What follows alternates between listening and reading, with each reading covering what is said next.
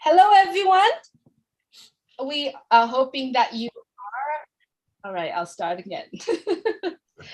Hello, everyone. We are happy that you are joining us today.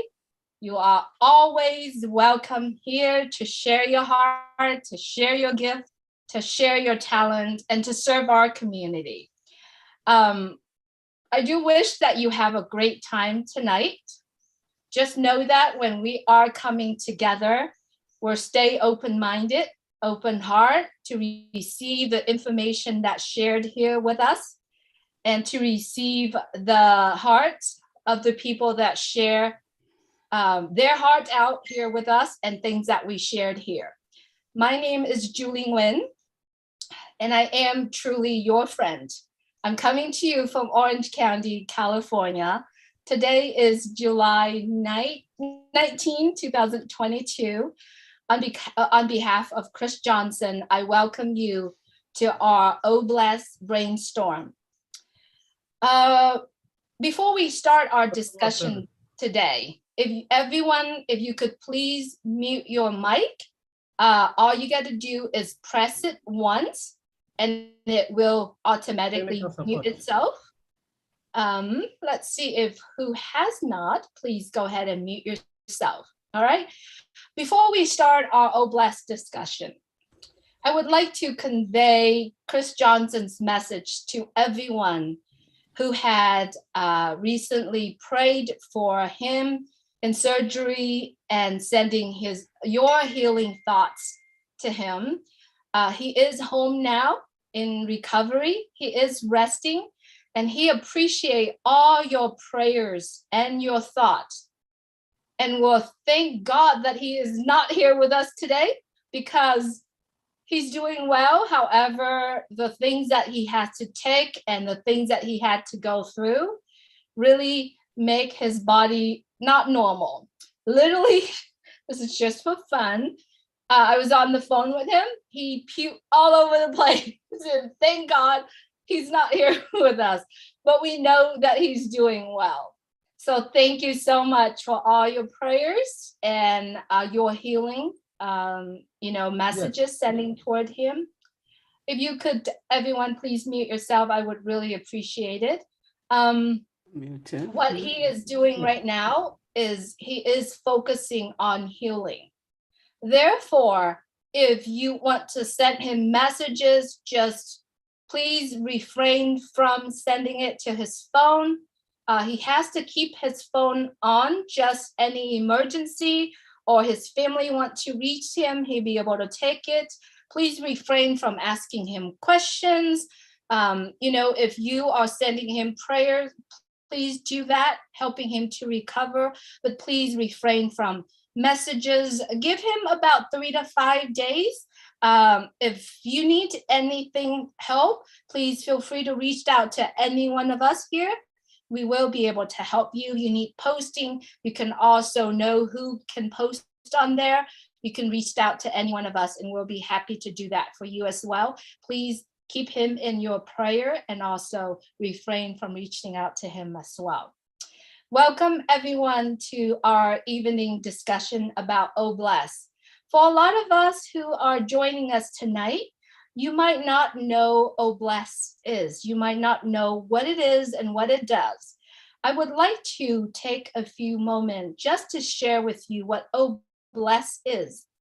Oblast, to me, it is a heart. It is the heart. It is the center of OnPassive.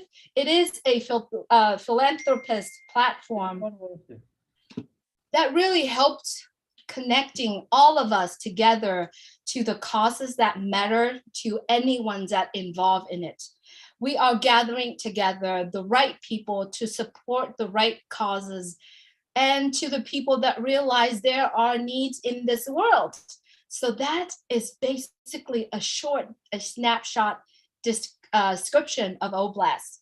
Oblast aims to connect people to not only seeking for help, but seeking financial assistance to the people that are capable of and willing to be able to give a hand. This platform comes into two distinct ways of accessing. If you are a benefactor, you can use Oblast as well. If you are a campaigner, you actually could use Oblast to do so. So if you are looking for further information about our Oblast, please feel free to visit www.onpassive.com, or the best way for you to get to know more about Oblast is to get back with the person who invited you to this webinar, who invited you to attend On Passive webinar, who talked to you about the opportunity to become customers, become resellers, become part of On Passive. Please get back with those people so that they can directly direct you to the appropriate information and correct information as well. All right, so that is Oblast. And tonight we are gathering together here tonight with everyone has a heart of connecting people around the world, helping other people. And I have to say, many of us are here today has already done so in our own life, in our own charities work, in our own community or our own home. Chris has put together a program for us, but it's not going to be happening tonight. However, he and the guests that are preparing for the program coming up next week is Janet Butler and a lot of her team. So it's coming on next week. They are going to talk about hurricane shelter. So if that topic touches your heart, and if you are wanting to focus on those topics, please remember to mark your calendar. It's next week at the same time. But tonight, I'm stepping up to help Chris Johnson tonight. And when he told me to help him, I said, okay, I'm just going to do what comes to my heart and my mind. And it comes to my heart and my mind is my dear friend, Leon Holiday and his team. Recently, his friend has traveled to the Philippines and they put together part, and Neil Stern, Leon's going to talk more about it. But before I get started and before I send this over to Leon, I like to share with you some of the images, the little clips that Leon shared with me about what was that trip about, and also what Neil Stern was doing when I think she's still in the Philippines. And I know Emily Guzman has projects over there. Everyone's focusing on helping the Philippines. Please get each other information and connect with each other.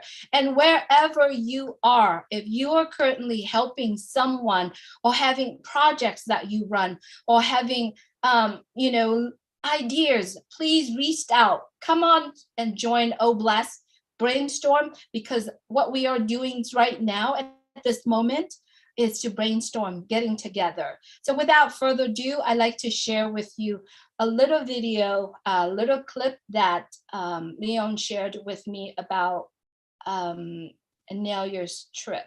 All right, so give me 1 second, let me get it up for you.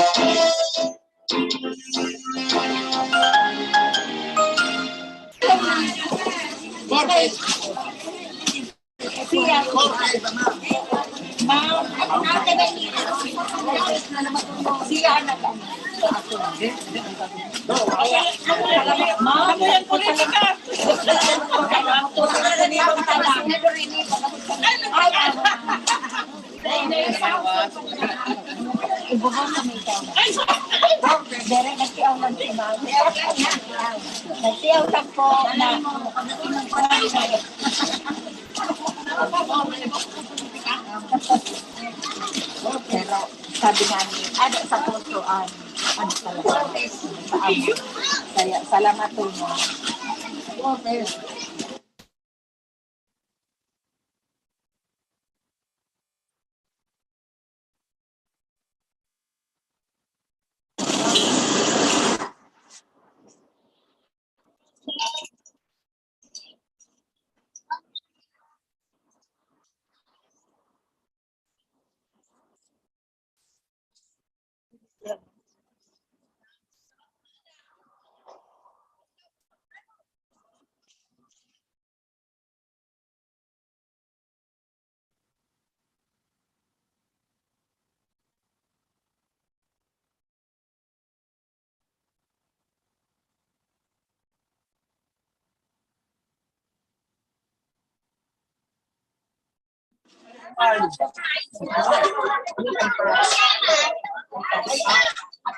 Okay.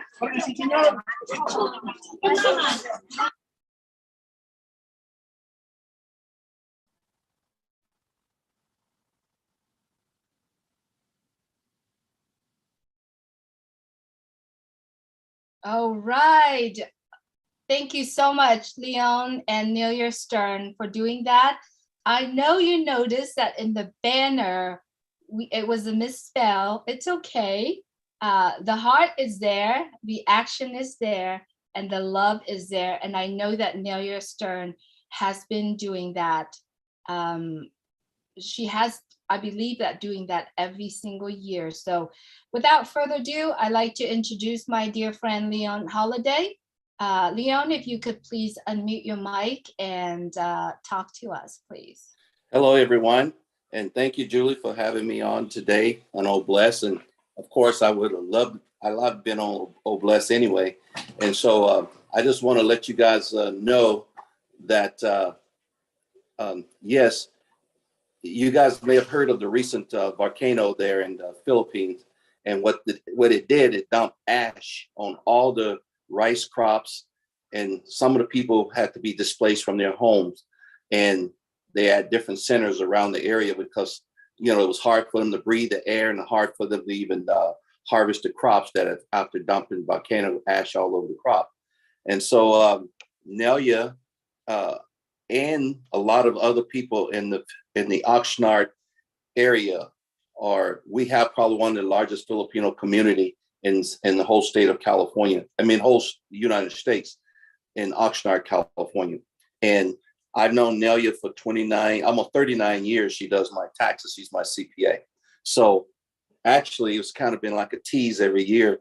If I don't have to pay the government, whatever I get left over, I'm gonna donate it. And so this was one of the years where I said, okay, just let me break even. Whatever I don't get back, I'll donate it this year. And so I donated my whatever I got back to this year, because usually I never have enough of write-off. So she said, if you make a donation, you can always, write off. So I donated to her cause, which is our cause, which is in the Southern California Division, Sustainable, Unpassive Sustainable Living. So we have few people. We have Kathy Wilcutt is part of the group. We have Emmy Cadane. We have quite a few people, Evelyn Garcia, Michelle Reyes. We all part of our group. And I just so happened when I started signing people up for Passive, we were already there on the old Blessed side, and it didn't take much more. And when we have all the roundtable discussions and talk about what we can do to help people and try to do a barley plate, and then Chris Johnson started this portion of Old Blessed. We're just at that point in time where we just decided we were already doing these things. Nelia was already doing these things. Kathy is already doing these things, and which she'll probably want to say a couple of things because she's on standby. And this could be done anywhere. This could be done in Africa, in many different countries throughout Africa. This could be done the same way we're doing it. If there's a cause, we just go to the cause. And again, sometimes having that tax write-off, she does my taxes and she said, you don't have enough to write off, you should donate more, boom. I donate a little bit more. I could donate that to anywhere. That could be donated to any cause. Now, since we part of Unpassive, we all part of Unpassive, it's easy to donate it to somebody who, like Dr. Benny said about a week or so ago, with the other project, give it to somebody who going to go and deliver the money and buy the product and actually get it in the right hand. And Nelia is from that region. She's lived there. And so it's easy. And she does it like during the COVID. She was feeding, how many people couldn't leave their providence in the Philippines. They couldn't work. A lot of people work in Manila. They couldn't go to Manila. They didn't have food. So Nelia was donating and sending food. She fed a lot of people. That was longer lines. because that's what we do. And that's how we're going to have to, that's how we as a group, we as a country, we as a whole, that's how we're going to take care of poverty. That's how we're going to take care of feeding people.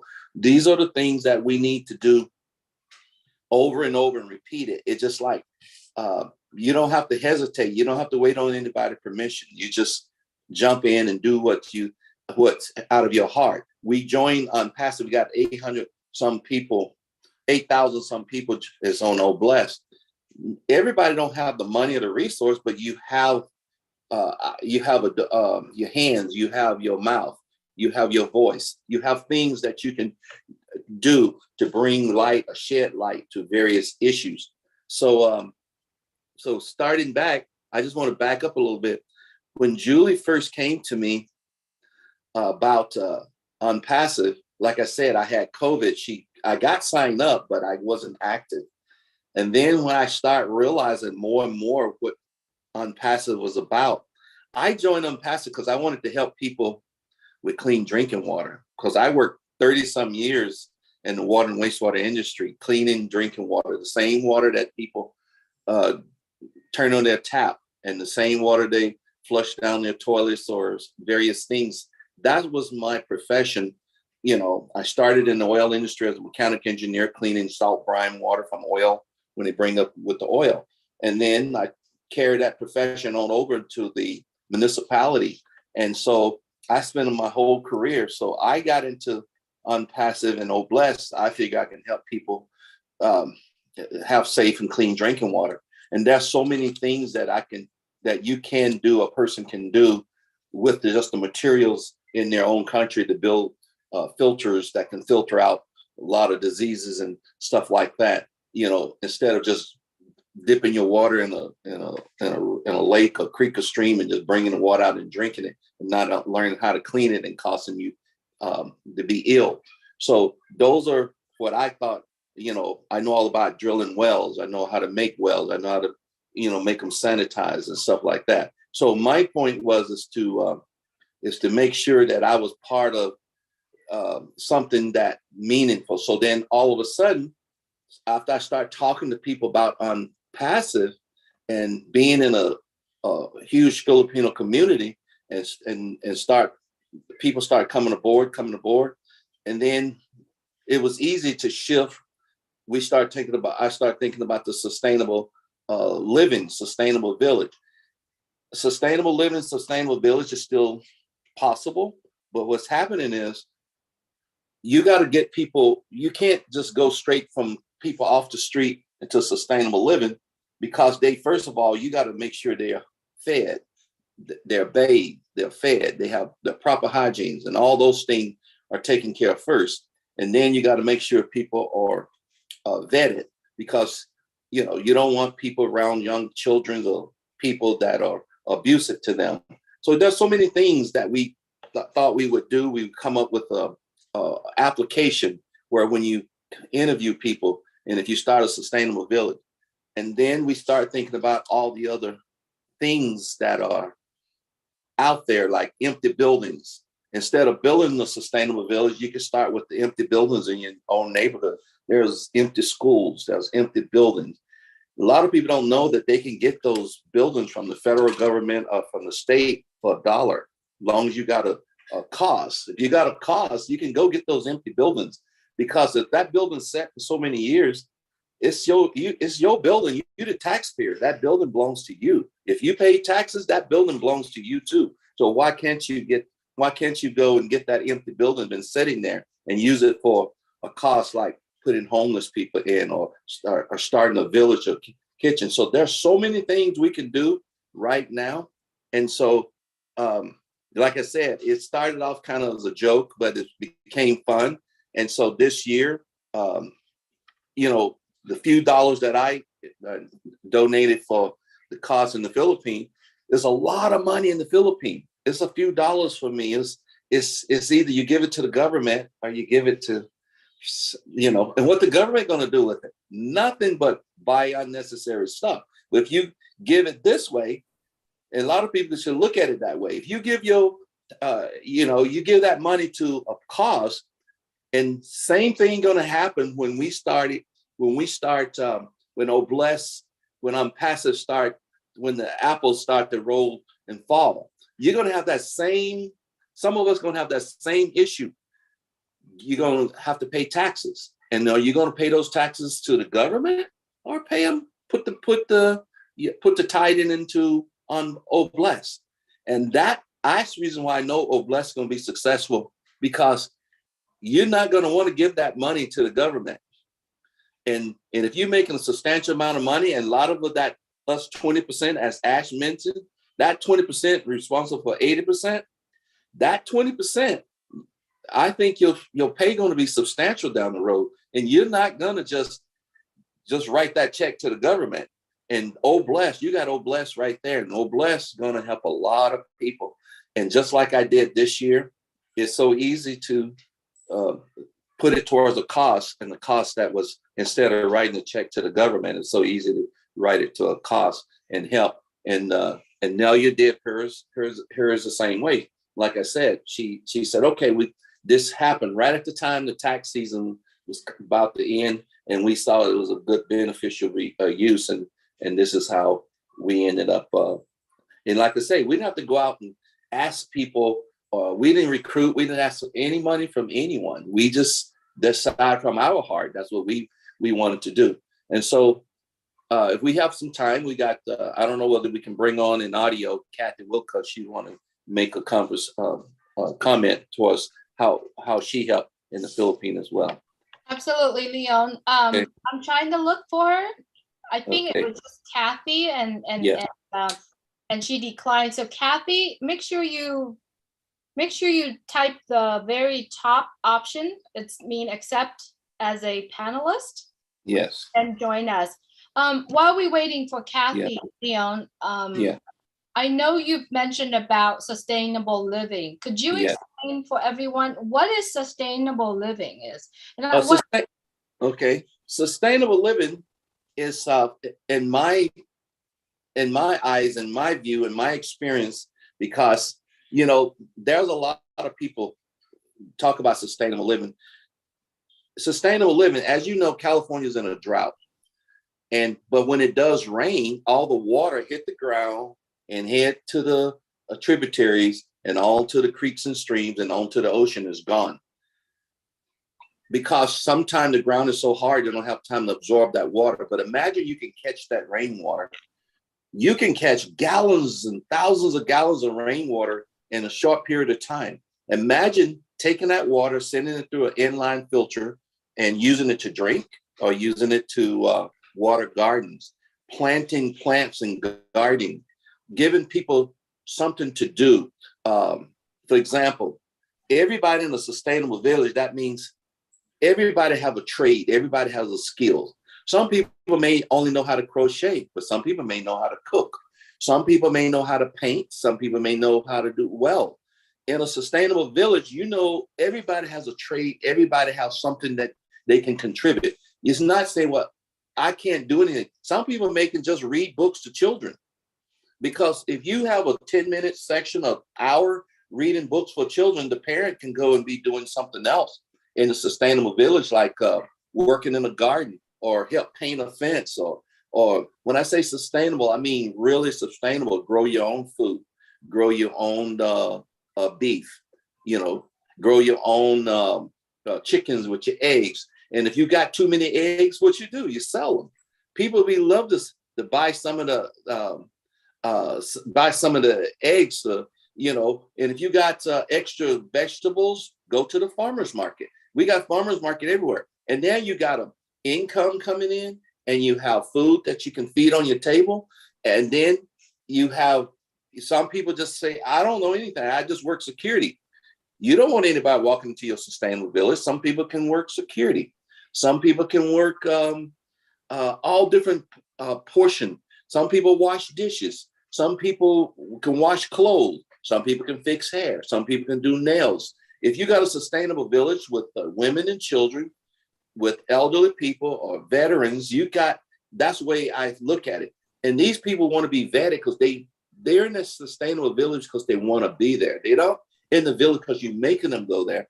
these people want a different chance in life. They want to help out and they want to be part of an environment that want them. And that giving that person another chance. And in that sustainable village, there's a lot of people volunteer their time, nurses, doctors. You know, we got doctors everywhere. There's kids that sleeping in their cars, probably never had a eye checkup or a hearing checkup or a dentist service. You got these people pro bono volunteer their time. They can come to the sustainable village. And once that village up and running smoothly, it can become profit, nonprofit. And think about that. You can start by building tiny houses. You can start have people graduate from living in tent-like or in their cars, in their van, to a little tiny house. And then if the sustainable village continue to grow, people can move up to a larger size house, and then they can let someone else have the smaller size house. And I look at all these things because I'm also a builder. I'm an engineer as well, but I also build. I built several houses before, and I know how to work with city governments because most of my 20 some years of my profession was working in city government. I know how to get around a lot of the red tape. I know how to pull permits. I know how to, draw. I know how to design. All these kind of things I know how to do, but I'm retired now and I have nothing to do, but I'm passive. So, it's kind of like it's fun now because when you have to do it to work, it's a lot of work, but when you have to do it for fun, now it's fun because I don't have to do it for, to get a paycheck. My paycheck's coming because I'm retired. So I'm doing it now for fun. So sustainable village, you can do a sustainable village anywhere, any place, anyhow. But again, the people that works in that sustainable village has to want to be there. They have to want that to do that. And I think you can have a lot of people doing sustainable. So our group is Southern California Division of Sustainable Living, for Unpassed. And so I'm thinking that one day, again, like near where I live now, I know there's state land. It's been vacant for at least 20 some years. There's already infrastructure on that land. There's already water. There's already sewer. That's already on that land. If you go to the government and with a good plan, say, hey, look, give up that land. You can build, it's in an open zone, open space, agriculture area. You can get that land because they can't say, well, we're going to use it. You haven't used it in 20 years, so you're not going to use it. So let this, we helping you. We helping you the state. We helping you the city. We taking people who wants to be in a sustainable environment, put them in a sustainable environment. And that's why we said before, our government cannot solve homeless. They cannot solve poverty, because if they could, they would have already.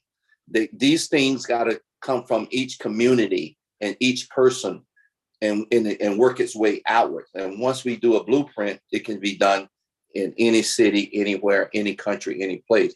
And some portions of the sustainable village will lack various things. Some of it, the main resource is money. But as we know, if the money get in the right hands, it can be used properly.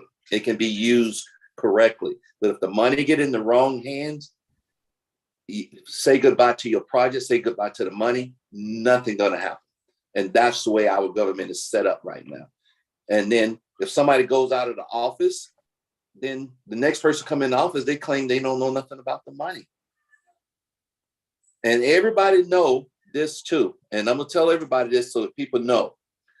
When money goes into general funds in any city, in any government, general fund money can be used for anything. And the most thing is used for is giving pay raises to the people who already have tons of money. That's simple as that. If money is appropriated for various things, they can't misappropriate funds. If money is designed for this over here, it have to go over here. But somehow these city officials are so slick, they know how to get the money into general fund. And so general fund means if they need anything, office furniture, another car or whatever. They go buy it with that money. Pay raise, that's how that money is spent. So that's the reason why I'm saying the money has to go into the right place in any organization that you go. And if it starts there, just like Nelia's doing, she go over there, she rent the jeepney. Jeepney is, if people don't know, that's a national transportation for the Philippines. They call it jeepney. She rent the jeepney, she go buy the food, she brings it, they bag it. And she also knows a lot of government officials in the Philippines. She used to work for the government years ago in the Philippines. So she got relatives that's in the government. So there are some government officials there with her working there. So that's how I see it should be done. So if anybody else have anything they want to say, that's good. Thank you so much, Leon. Yeah. And you brought up lots of great points. Yeah. And when you told me about the sustainable living, and Yeah. Also you sent me the scope of work and some of the plan to it, I was so impressed. It was so impressed where not only that he thought about this is what he said, he's loving doing it. And as an engineer and as a person who worked for the county, the city, he has it all. He knows the ins and outs of it. So what I ended up doing with Leon is saying, you know what, let's do this. So we had positions that available literally toward that project. And the way how I love it is that you are living in the village together, and you build the whole entire sustainable village where anybody who's qualified can be there and build that within that village. Yes, it's probably going to take us 5 years, 10 years, 20 years. But once we build that sustainable living space for people, it's going to last forever. And I love this, Leon, and thank you so much for really, truly open my eyes out to support projects, because personally, I don't think I can do any projects or anything. I'm just tagging along with a lot of people and doing it. But you know what? If I didn't get into Pass This Through You, Julie, I wouldn't have a platform to talk about this or to move forward. It probably be something that fall to the wayside, because I know that now we got like-minded people on this panel around the world who want to be here for that sustainable. Now we got all our efforts and time. I mean, we can have Christina from where she lived, someone in Africa or somewhere, they can now contact me through Omail and say, hey, give me some opinion, give me some idea, and we can go with that. I mean, you can use Sustainable Village. Everybody's building these container homes. I remember when I bought the last 3 containers I bought, they only cost $1,200 each. And the more you buy, the cheaper they were. Now it's container homes. Yes, they've gone up, but those things you can use do a container homes. You can use the tiny home. There's so many things out there now that you can build. And we got, like I said, we got people walking on the street that are professors, got master's degrees. You got people out there that got welding, a great welder. They just took a bad turn, and you just got to help them with that problem they have, and see, are they willing to, if we can help you with your problem, and give you a part of something, can you move forward? But again, it's all about vetting, because again, you can't have the wrong people with the wrong group, and you do an application, you figure out what these people can and can't do. And like I said, just one quick example. If you're going to start off with women and children and elderly and veterans, even though you got women and children and elderly, you don't really want to put the elderly in with the women and children, but you want the elderly to be able to support the women and children, because they have a lot of knowledge that those children and those women, those young women, those young mothers, that needs to know. And at the same time, they need their quiet, their space, and over here. And then over here, you need another group for veterans. You know, some of them maybe have PTSD. You don't want to mix them all together, but you still want to let them know they got a coping group. They got a group they can work with. They can talk about war stories. They can do whatever, but at least we all here for the same cause. And that's the main thing. And I think once you do all of that and get all the people vetted, we have a long ways to go. And that's the reason why we're here today, you know, together in this group. Everybody on this call, we're here because we have like-minded. You know this show was Oh Blessed when you clicked on it. You knew it was Oh Blessed. You didn't click on it and say, I wonder what is it today that you was talking about. You're here because you want to be here, and that's what makes the world change. People want to be where they need to be and helping in the right direction. We got all these engineers. We got engineer Mike right there. We got all these engineers. These guys are awesome. They get on there and they can talk about tech and they can do everything. Those guys, if you're an engineer, you can do mostly anything. You're not an engineer. A lot of people understand when you're an engineer, you're not just an engineer. You're a scientist. You're an engineer.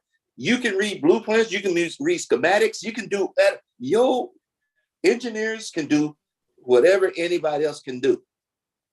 I guarantee you, engineer doesn't have a weld a day in his life, but I guarantee you give him a torch, he can weld.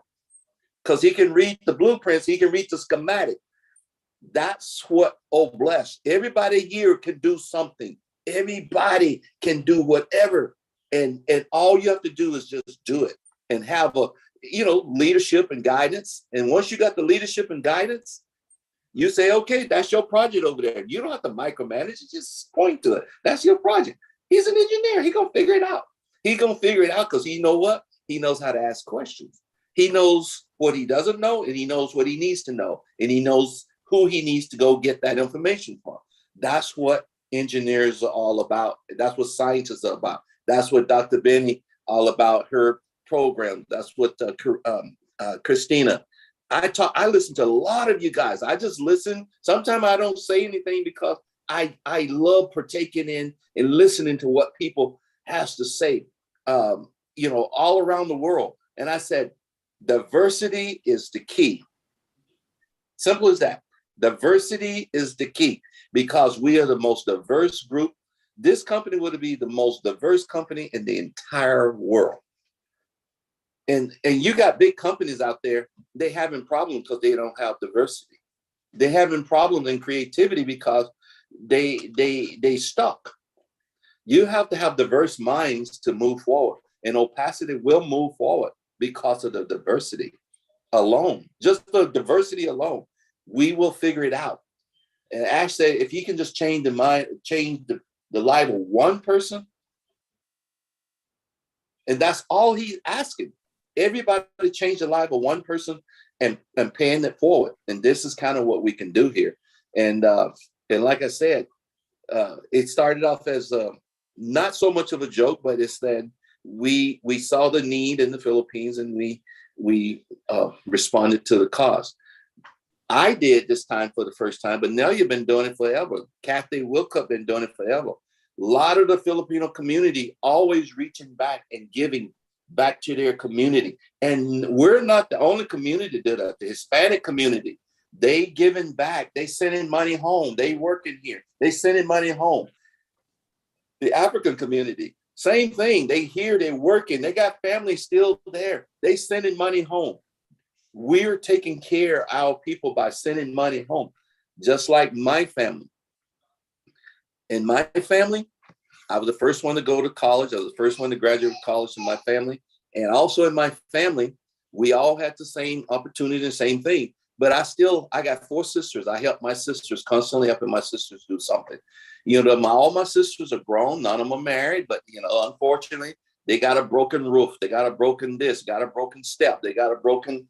I'm helping my family because how do I feel successful when my family are poor? How do I feel successful when my family can't pay their light bill? If I'm walking around with a ton of money and they can't pay their light bill, how do I feel successful? That's how you got to look at it. You got to help the one that helped you somewhere. And I'm going to say this, and I'm going to give it up. when the day I got ready to go to college, I had zero money in my pocket, zero money. My older brother gave me the last $20 he had in his pocket. The last $20. To this day, I can never forget that. I can never forget that. So when my brother, when I got a really good job, I went to my boss and said, my brother knows how to do this and this and that. And he said, we just need a person part-time, blah, blah, blah. My brother needed a job. They brought him on to Ventura Regional Sanitation District. My brother retired from Ventura Regional Sanitation District, running the whole entire vacuum team, cleaning out the sewers on the streets with the vacuum truck or whatever. He got a full retirement out of it. I could never forget that, what he did for me, that $20 he gave me. And that's the last money I received, from my parent or from any family member. And I want to make sure. And we all have those stories in our family that we can reach back and we can pay. We have to just do it. And OnPassive is one of those places that we can do it. So right now, all my sisters are signed up in OnPassive. All my cousins, all their daughters, family members are signed up. So pretty much I got 20, 30 family members, or even 40 signed up in OnPassive, because all I did was tell them, share it with them, because they said, we believe in you, so we're going to do it. Simple as that. Like, I believe in Ash. I believe in Ash. I believe in Julie. I believe in my people. I just did it because the people I believe in. I don't care whether it work or not. I know it's going to, but I don't care, because I just believe in the people. And that's why we are where we are. And that's why we're here on Blessed. So I just wanted to share that with you guys. Thank you so much, Leon. Wow. Thank you so much for your loving and your sharing of OnPassive, and first of all, trusting me. Just a little bit between, just everybody kind of know where Leon and I fit into this pictures, because he's kind of sharing a lot. Yeah. I met Leon about 3-4 years ago, almost 4 years ago. Yeah.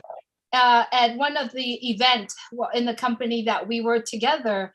And that was first time. I think we only met personally, like face to face, probably about 3 times. Yeah. But he's on my Facebook, and he's been a friend, and he just kind of watched me going, right? And then when I shared OnPassive with him, I just say, Leon, you've got to be in OnPassive. But I said, okay, send it to me. He sent it, he signed, and then he got COVID. So the entire year when he were in OnPassive, I got no hold of Leon. We didn't talk about OnPassive, didn't really do anything. And then I said, Leon, you got to plug in. Yeah. Leon, you got to plug in, right? And yeah. So, she sent me 3 videos. She sent me 3 videos. And those videos, I looked at the first one, I was hooked. I looked at the second one, I was hooked more. And the third video, I went running. I mean, I hit the ground just like running full speed. I said, okay, I got it. And she kept telling me, plug in, just listen to these videos. And I finally got 3. And it was one that Mr. Ashton Parr made a long time ago, and then one somewhere around September 9th. And that's all it took, is the video.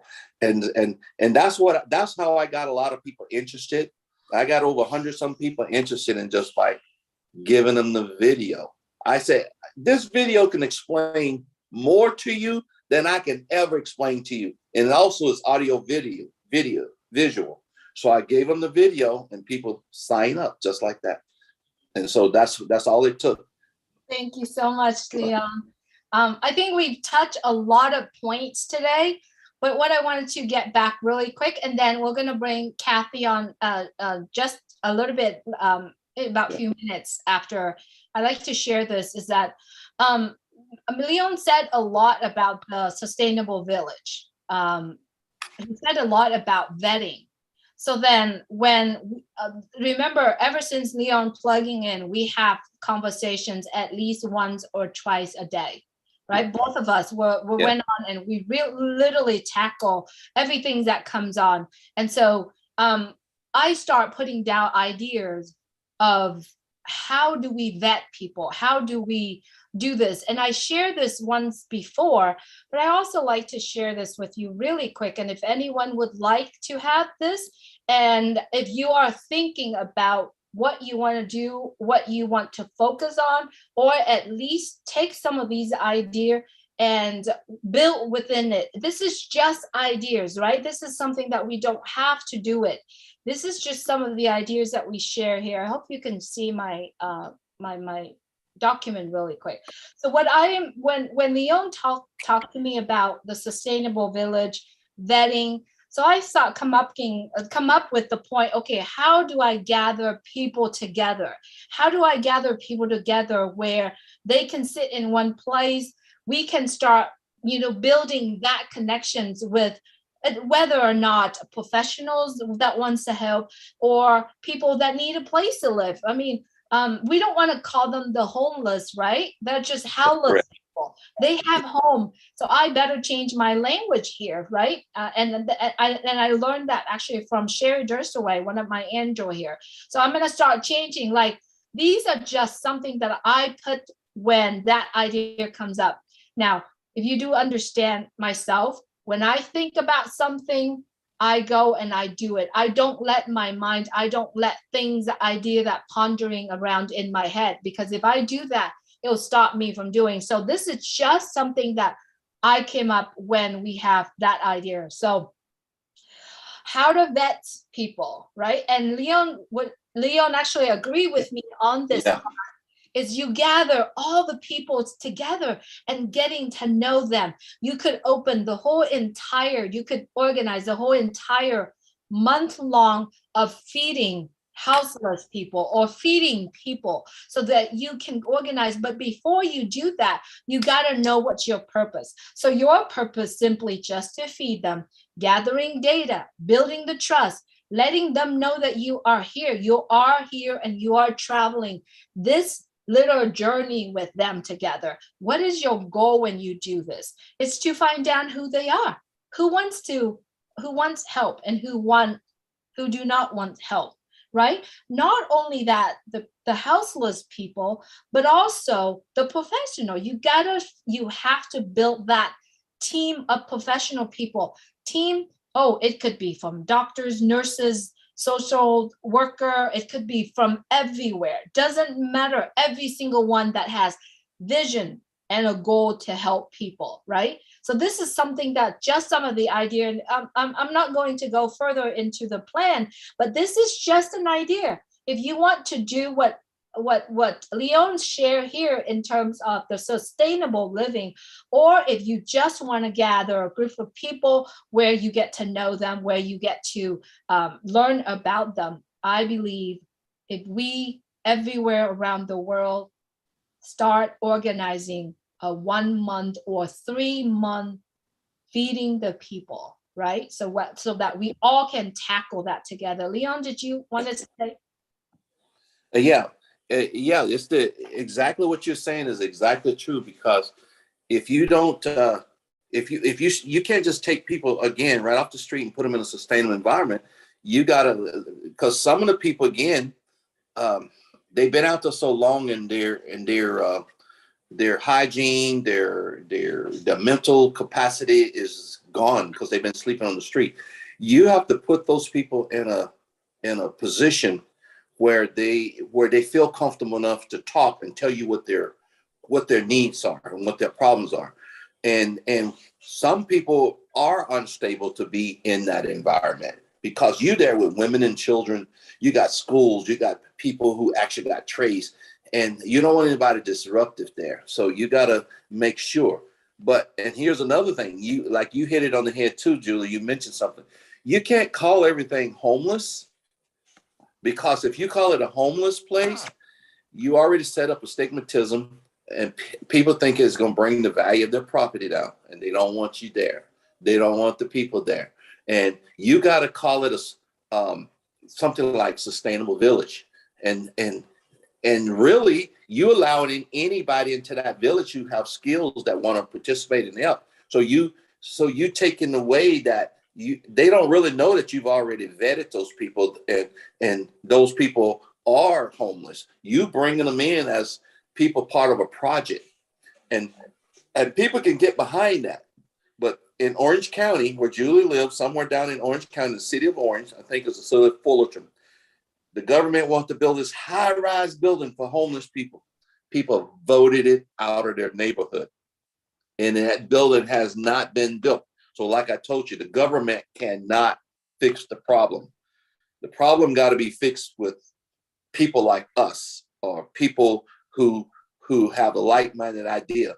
And once you get that blueprint moving, and you move from community to community, you gotta do. In our community right now, we have a person named Kay Wilson Bolton.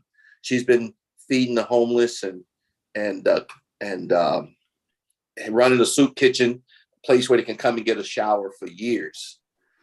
But it's the people who still live in the riverbed. They live in the riverbed. They live in the bottom, and every time a big fire comes through, they get burned out of the riverbed. So the sheriff go through and move them out of the riverbed, move them, and then move them down. A few months later, everybody back. The grass grow back in the riverbed, and everybody back. But the problem is, she consistently feeds them. That's her capacity. That's as far as she can go. We consulted with her, and we have an empty Kmart in our building, in our city. Brand new Kmart built, 5-6 years ago. Things still in perfect shape. All the infrastructure there, the water, bathroom, everything. All you have to do is put so many beds in there, split it down the middle, put elderly people over here and homeless women and children over here. Then that way you can further vet them. But now you got another stage to go, get them from that stage to the next stage, to the sustainable village, and take all the stigmatism away from the people who gonna say, because someone have a house that costs $600,000, $700,000. The first thing they're gonna say, I don't want that near me. I don't want, and they're gonna raise hell with their council member. And remember, all these people are elected officials, and the elected officials are gonna listen to the people that raising the most heck. And some of it could be their own cousin, family member, sisters, mom, dad. They don't care. That's why it has to be done systematically through another method, another way. And the blueprint has to be, you got to change the way people think. Also, you educating the people, and you educating the homeless people. So who has to be educated the most? The people, the regular everyday people that has a job, has a house.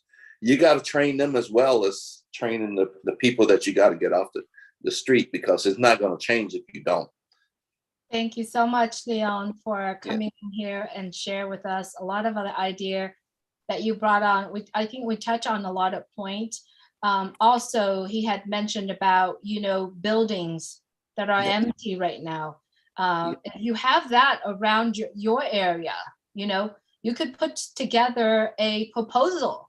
If you are writing grants, if you are, know how to put together a proposal, we could definitely put together a proposal, a general one, and then we could submit. We can talk to them about Oblast. We can take this building, we can turn it into a sustainable living, or a houselessness for the people that comes. I encourage everyone here, if you see that what shared here today resonate with what you wanted to do, let's do that. Get together, especially all the engineers. You know who you are. You know this. You are very systematic people, and I know that Leon and a lot of other friends here in Orange County, in Southern California, will get together. We're going to talk about it. What we envision is that if we can build one system, start from A to Z, to build a sustainable living. And if we can execute that, I believe with 3D printing, with tiny homes, with sustainable living, we can take that whole entire blueprint and share it around the world, and everyone around the world will be able to do it. All we need is to adjust with the rules and regulations and where we are, right? So exactly, because a lot of people don't know that government buildings, those buildings belongs to you, the taxpayer. And that building set empty, that's your building. You just go give the government a proposal and here's $1 and I'm taking that building. They can't say no. What are you going to do? That's your building. So a lot of people don't know how the government works in a lot of places. And, that's how a lot of people homesteaded property over the years throughout the whole entire United States. A lot of people got million acres from homesteading because government say this is our land and they homesteaded, built a building on it. And the buildings, all they had to build a 500 square feet or 300 or 1,000 square foot building. And they took the building. They took the whole property. And that's how things work. And the government works the same way. And I know they don't work the same way in all countries, but all countries have certain methods that they can use to get the government or activate it or to move away from holding on to stuff that they don't use. And same way with cars. There's the buses, most government agencies, you can only drive a certain vehicle like an ambulance or city vehicle to 70,000 miles. When I was working, I went through 3 brand new vehicles, and because I was putting 300 miles a day on my vehicle, I went through 3 brand new. Sometimes in the middle of the year, they're giving me a new vehicle, brand new. There's nothing wrong with the one they getting from me.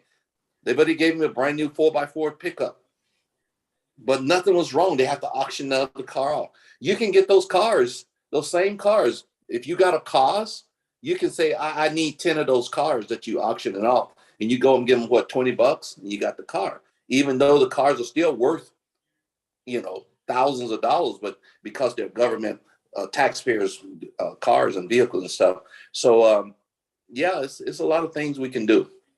Thank you so much, Leon. I'm excited. I'm glad that we were having the opportunity to share this out. And let's go back to the Philippines. I know we started with the Philippines and then we ended up in Southern California. So let's get back. let's go back to Kathy. Kathy, are you here, Kathy? I know I brought you on. Leon, do you want to talk a little bit about Kathy, what she does? I met this woman in one of the events. Kathy, she's part of the Southern California Sustainable Group, which is Julie part of. We all part of. Everybody in Southern California, even some people that part of our team in other states, they still part of our whole team. And what Kathy does, she's worked as a security guard for like Costco and various places, and she constantly have run-in with homeless people. Homeless people like to take shelter wherever they can, where there's a lighted area, where they can go and prowl at night and look in the dumpsters and things like that and scavenge for food and whatever. So Kathy keeps water in her car. She keeps food. She keeps cookies, things in her car that she thinks they may need. And she's a woman. She's out there by herself and she's patrolling various areas and she run across these people. And the way she makes friends with them, and because sometimes you can be mean, because her job is to keep them off the facilities, keep them away from the Costco facility, from going into the trash can and looking for stuff. So what she does is she offers them out of her goodness of her heart. She offered them food. She offered them things to drink, and she makes friends with them. And she tell them, go right over there. Don't come over here. And she gained their respect by doing various things, and she made a lot of friends with various people like that. And so, and another thing she does, she sends toys, clothes, food. She gather it and she send it to the Philippines. She's not just sending it blindly to the Philippines. She has a daughter over there, and the daughter is connected with several different churches, and she sends things over there. I give her boxes of toys belongs to my son. When I see him not playing with those things for over 6 months, I gather and put them in a bin and ship them out the door. And I tell him, because these are toys that have been passed down to him as well, and other things or toys that I bought. He spent a lot of time playing with Legos and Nintendo Switch and all that kind of stuff. So all the other toys just pile up in the middle of the floor. So that some other kids can use those toys. these kids around the world, so different places. So Kathy gathered the toys and clothing and various things, and she sent them to the Philippines. And her daughter have connection with various churches, and around Christmas time or any other time, kids have toys and things. And she does that. She sends food, just like Nelia does. She sends food because different people from the Philippines, from different provinces, and they want to take care of the various people in their different province. And you don't have to just do this for the Philippines. You can do it for any other country, Bangladesh, Africa, India, any country that needs the help like that. You can actually, because we in like 200 some countries, you can find the need for every different country, and you can figure out the methods, the different ways that you can send stuff, and you can get it to the right groups. Right. Because Leon, I think Kathy is in the house, Leon, and I think she's still at work. Kathy, can we see you a little bit? Yeah. There you go. Thank you, Kathy. Sorry, Leon. I saw her. And she's that's all right. That's good. Yes. Yeah. Go ahead, Kathy. Please say hello. And Hi, my name is Kathy. Nice meeting you all. And this is my first time, so it's kind of a little bit nervous about it. Like Nelia is doing whatever she's doing in the Philippines, and she sent those videos to Leon. And I'm just sent 4 boxes to my daughter to the Philippines with the goods, the toys. I sent it, and then I told her to, when you give it to the people, just send a picture or video so that I can send it to Ubles, because my daughter Salome Ibay Lantano is a member, is founder too. So I have my daughter and my granddaughter as a founder in the Philippines. I will let him join next time and show her what we are doing, so that she can show us what she's doing over there too. Like what Nelia is doing, we are sending packages to the Philippines long time ago, not only clothing, but everything that we can send it to them, even money. Sometimes there's a person that he stays in the hospital and need money to get out. So I sent her like $500. $500 nowadays in the Philippines is like 100,000 pesos. So that's a lot of money to them, and they appreciate it very much. $200 is a lot of money already. So not only those are the one that we're sending our love and compassion to our country. We don't want them to be left behind. Whoever that needs help, we tried to help them long time ago. I came here in America in 78, and ever since then, I'm sending them money, whatever I can send, even toys, personal hygienes, even everything that they need in order to help, especially in time of calamities. That's how we love our country, even it's like a third world country, but luckily we are here. God sent us to here, and then good morning, Zahir bhai. We send it back to whatever we can help to them. And I love Nelia doing whatever she's doing. And I will send again my love and regards to all of you guys. And what Leon is telling me, what I'm doing here in California, I'm a security guard. Pretty soon I'll go to work, and I have food, shoes, blanket, whatever, socks, whatever I have in the back of my car. And I saw a lot of those people, like I don't call them homeless. Those are my friends. So I give them whenever they dig the trash can, and I said to them, and sometimes Hispanic, I talk to their language, and they said, okay, don't dig that anymore. I have food for you. Really? And they said, yes. And then sometimes when they go to the store, they shoplift. And I said, no, you don't need to do that. I said, what you gonna do then? I'll pay for it. Go, I'll pay for it. And they will love you for that. Be kind, and they will trust you. Instead of coming and do shoplifting, they will respect you because you give them the respect. Because don't judge the people according to whatever they have. You love them, you give them the respect no matter who they are. We have the opportunity to do things that we have to do. Some of them, they don't choose whatever they were. Some of them, they said, oh, I remember one lady, like I told before, when we have that meeting with Julie again for Southern California, I meet an old lady that she is just kicked out by her own daughter, a family member. And she was crying up to the top of her voice. And I asked her, what's wrong? She said, I'm hungry. And I said, okay, come with me, I give you food. And I said, I'm cold. Here's the jacket, here's the shoes, here's the blanket. The only thing I cannot give you is a housing. That's why a sustainable village is a good thing to join. When Leon showed me that, I didn't hesitate. I did not say, wait, I will think about it. No, I did not hesitate to do it because I already know what's in there. And I said, okay, I'll join. I'll join right away. I will join now. So I have people under me, and I convinced another lady who is another Filipina. And I said, you want to join this? I just show it to him. And then I told Leon, she talked to Leon and he said, let's go. Let's strike the iron while it's hot. And she make 35, 40 people right there for me to join. Yep. That's what she's doing. And every time she said, how is the OPASIP? It's going on, it's strongly going on. That's why I told myself that everybody is saying OPASIP is a divine masterpiece. Mm-hmm. That's what I said, a divine masterpiece, because it's for humanity.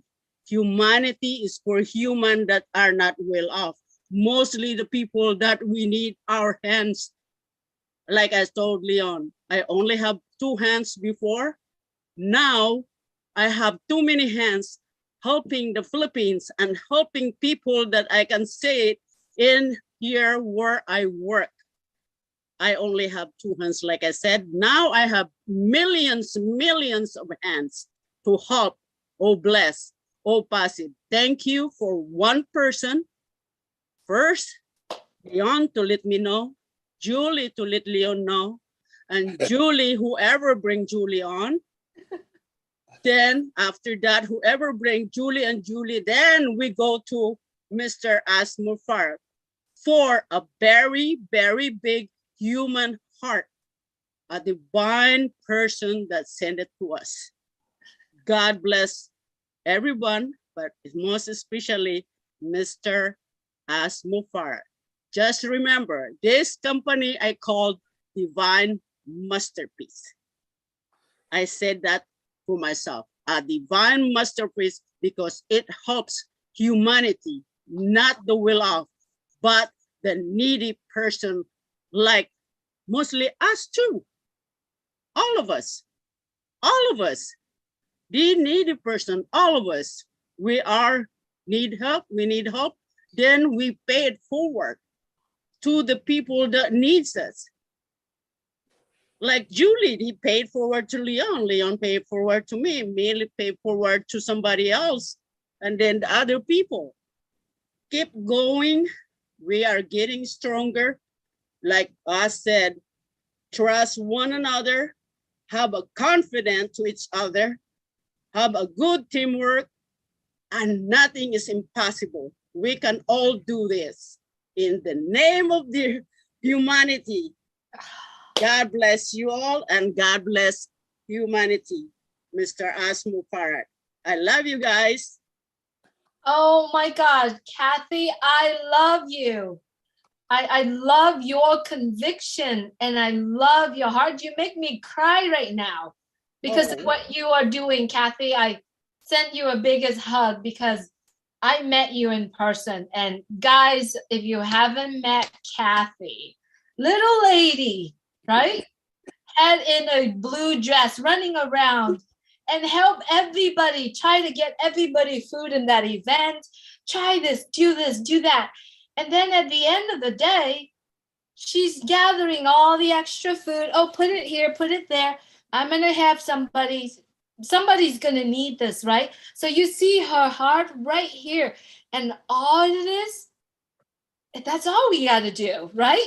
From here, from now, it started from your heart and do it. And you make all of us cry here because of your conviction and your love for humanity and you're wanting. Imagine, guys, imagine all of us when blessings come, when on passive apples are coming, what Kathy is going to do. So thank you, Kathy, for doing that. I love you.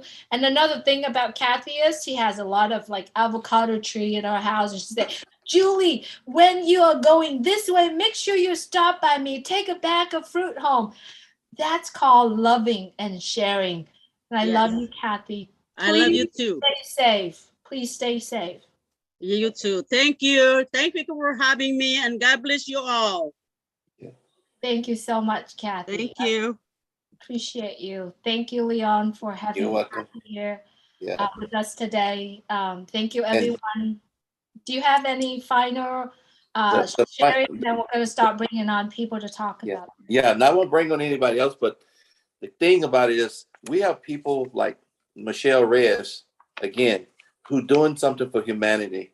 And she got people, young women that's getting out of jail, who've been in jail. Some of them even lost their kids and coming out or for various reasons and things. And she ministered to them and she give them hope and she helped them fill out applications for job. And it's just crazy how we just have for just the sake of passive, how we all came together. And when you just say, oh, passive and oh, bless, and humanity, a company for humanity, it doesn't take people long to just say, oh yeah, I want to be part of that. And Michelle Reyes is part of it. She has a ministry up and going. She's very busy. And I'm talking about their own time. They're not getting paid. Nobody's giving them a check. Nobody's doing that. I mean, there's their own time.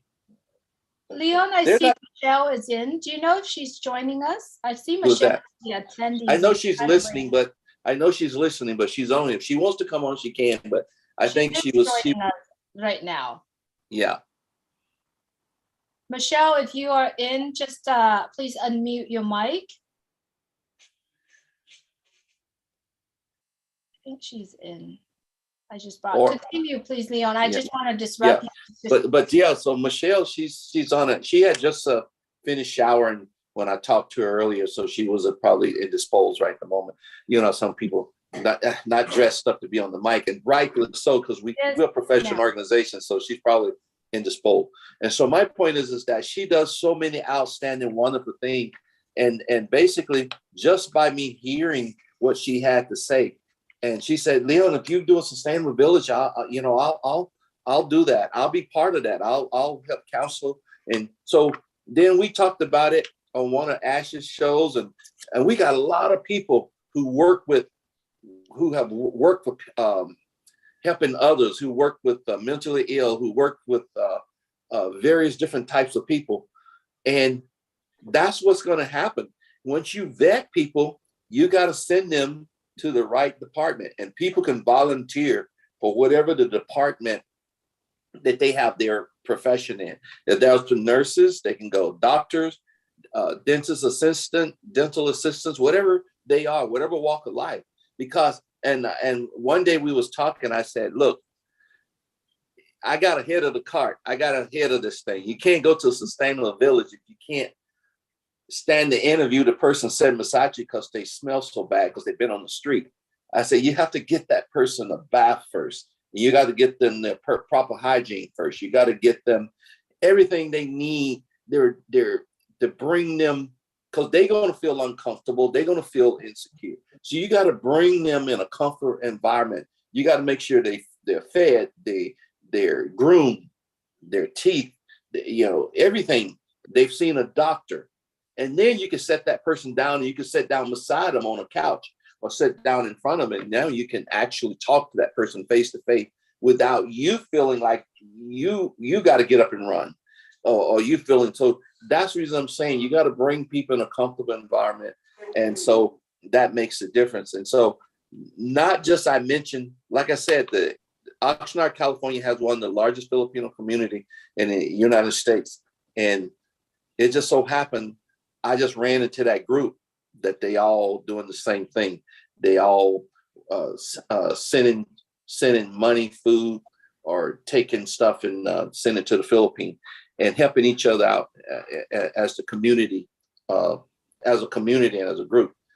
And again, I heard last week the people from Guyana, all the things, and my heart just opened up and poured, because I know that so much corruption going on, not just any country, every country, including ours. I mean, ours country is no worse, no better than any other country, because they send billions of dollars to up in Seattle in the Portland area. They got huge homeless population, people on the street living in tents and everywhere. But those billions of dollars come from the stimulus. Can they get it to the people? Can they get it to the right place? No, they can't. That's why groups like ours, once we get the blueprints and get going, that money should be put into our community, to our hands, to the people, the everyday people who are really helping people. That's how the impact. And yes, like I say, working for cities, I used to do grants. I wrote grants for trees. I wrote grants for park equipment. I wrote grants for wastewater equipment for plant, drinking water distribution, how to get chlorine system. Government got all kinds of money for everything. You just write the grant, you get the money. They also got money for homeless people. Yeah, they got money for homeless people too, but how you get it to them. Exactly. And I think Michelle is ready now. Yes, I think Michelle is here. Michelle, are you here with us? Please unmute your mic and please introduce. Can you hear me okay? Yes, we can hear you, Michelle. Okay. Sorry, I'm in my PJs, but that's okay. So thank you for everyone. I'm Michelle. I learned about this on Passive through Leon, and we're part of the Southern California group. And so what I do is I minister. I do a lot of emotional and spiritual work. And I've worked with homeless people. I've worked with people who are, living in tents, and me and another pastor would go, and we would get up early, make lunches, put them in the brown bags and hand them out. And it's true, you do really have to get their trust and start talking to them before they're gonna walk into a sustainable village, whatnot. And so what I learned is just like Kathy, nobody's paying us to go out there and to talk to these people. It's just because we have a compassion. And for me personally, I had told myself, if I have the time, I'll give my time. And whenever it comes a time where I don't have the time, I will give money to others who do have the time to go out there and show compassion on these people. And they're just looking to be, heard sometimes. A lot of the times, they're just down and out. And it takes people like you guys to have passion in your hearts to just lift them up. Sometimes it's just a word. Sometimes all they want is for someone to encourage them or give them a bottle of water, or say, what, let me pray with. Sometimes they just want a prayer. Sometimes they don't want a prayer. Sometimes they just want a hug. And I mean, some of these people that I was out there and feeding, they hadn't been hugged in years. And it's so sad to know that people just try to dispose of them and like, okay, not in my town, not in my town. And it's true. A lot of these people, a lot of them got out of jail and they have nowhere to go. I also worked in it's called Lighthouse for Women and Children, and it's kind of like a recovery. These women are coming out of jail. They have nowhere to go, so they put them in the Lighthouse and they teach them life skills. They teach them how to get a job. They have to do something. They got to do laundry. They got to do cooking, cleaning, all those things. So it's just not a handout. I call it a hand up, because you're teaching these people skills that they're going to use and further themselves once they, go on and move on and hopefully to do something greater with their lives, they're going to take these skills. So I like to say, it's called a hand up. Even the ones that are, homeless and whatnot, I always call it a hand up. And we don't call them homeless. We call them homeful, which means that they're hopeful for a home one day, or something that they could look forward to. Because if you just keep saying homeless, it kind of has like a negative stigma to it. So we say homeful. So a little bit different. But so, number one, passion, compassion for these people, just love on these people. That's all they're looking for. And it's free to give love. It's free to give a smile. It's free to give encouragement. Like Kathy, I carry blankets in my car. I carry usually granola bars, or I carry water, socks. And they see me. When they see my Jeep coming, they already know, oh, this girl has food, or she has water, or she has a word for us, or, she's here to just check on us. And they're humans, they're human beings just like the rest of us. And we just need to let them know that we care. And on Passive and this sustainable village is amazing, of the lives that it's about to change. I mean, look at us. We're so excited about it. And to be able to help and pour into others that maybe just did not have this type of opportunity. Many of the people that I met in I called it Tent City, because unfortunately they just pitched a tent and they lost their jobs, and they couldn't pay the rent, and they're out on the streets because these people were living paycheck to paycheck. Or something went wrong with their car, $600, and all of a sudden, they're behind in the rent because they need the car to get to the job.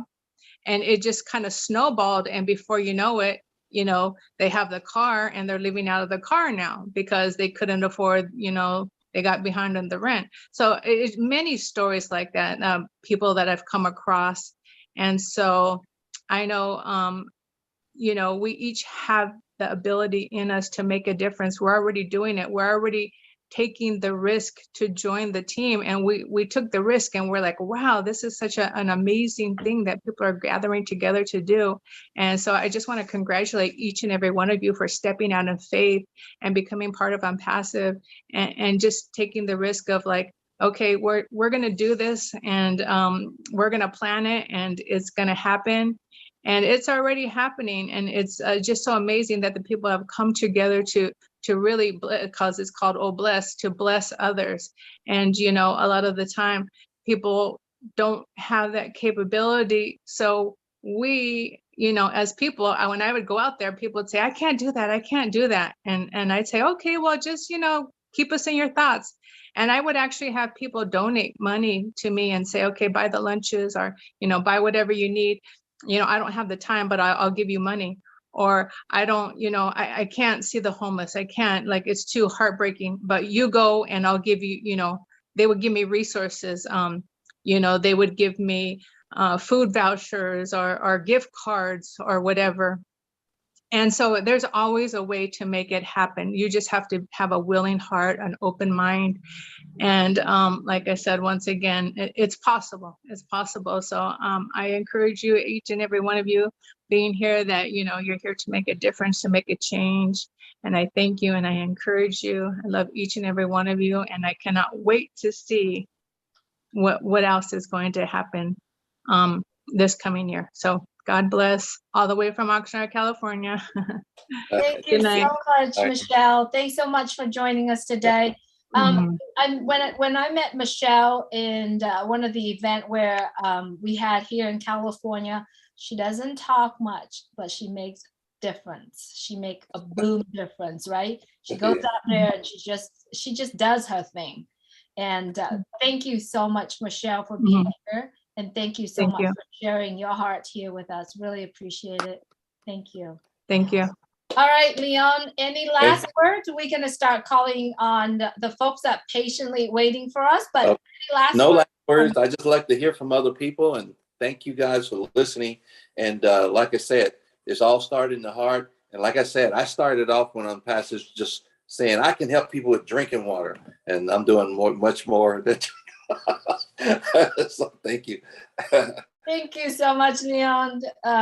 that's the kind of conversations we have every time we're on the phone together. So thank you for just trusting in me when you accepted to be founder of OnPassive with the information that I share with you. And he hasn't stopped. So thanks so much for being here. All right. I see that Ava Diaz has had her hand on since the very beginning. So I'm going to call on her. Ava, good to have you here. Nice to meet you. And thank you for joining us. Please unmute your mic.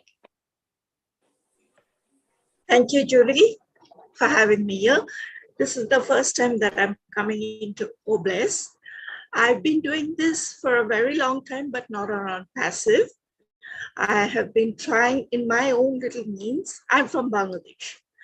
I've been on my own little means that whatever I can, I try to help the people, especially the really poor people, those who are unable to have proper meals, and they are rickshaw pullers.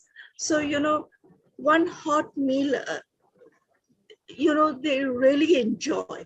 So we make that, what I do is I make it a point of duty to bring everything. I cook it myself, and then I pack it and I distribute. It's not much, but whatever little I can, once a month, I've been doing it. And I've been doing it for the past 3-4 years. And in fact, during COVID times also, without coming into the limelight, I have been helping people, with their rations and whatever I can. So that is why I wanted to join Obless, because I know it is a very good cause and I would really, really like to help people. So I need to team up with like-minded people like you so that I can help others. That's all. Thank you so much, Ava, for being here. Congratulations for what you are doing. And I know, oh my gosh, I just sit here and hearing everyone who's sharing today and saying, when the apples are falling, how many lives we can touch, right? It's going to be in a massive way. So I just wanted to know that if I have, how can I join with other team members from Bangladesh so that we can really go out and make a lot of difference. Because I have in mind that, there are people that, like they say, don't give a man a fish to eat, teach him how to fish. This is what I feel that we need to, give them, like Leon said, sustainable. Give them to do something where they can really sustain themselves and not put out their hands, and they will not feel that, they're poor or somebody is being just pitying them. No, they want them to live with pride and dignity so that they in turn learn how to help others. This is what I have kind of thing in mind. So I don't know how, but it will happen. That much I know. thank you so much, Ava. You are the gem that Bangladesh has. So what I did was I sent you a message with my email on it. If you could please send me yours. And Sure. if any friends that are in Bangladesh has the right vision, the right heart, like Ava shared with us here, please send me an email, and I definitely would love to contact and connect you as well. Thank you for being here, Ava. Thank you, Julie. Thank you so much for speaking out. Thank you. Thank you very much. All right, Engineering Mike, you are up next. Please go ahead and unmute your mic. Hello, everybody. Good evening, all our leaders. First of all, Leon, I don't know.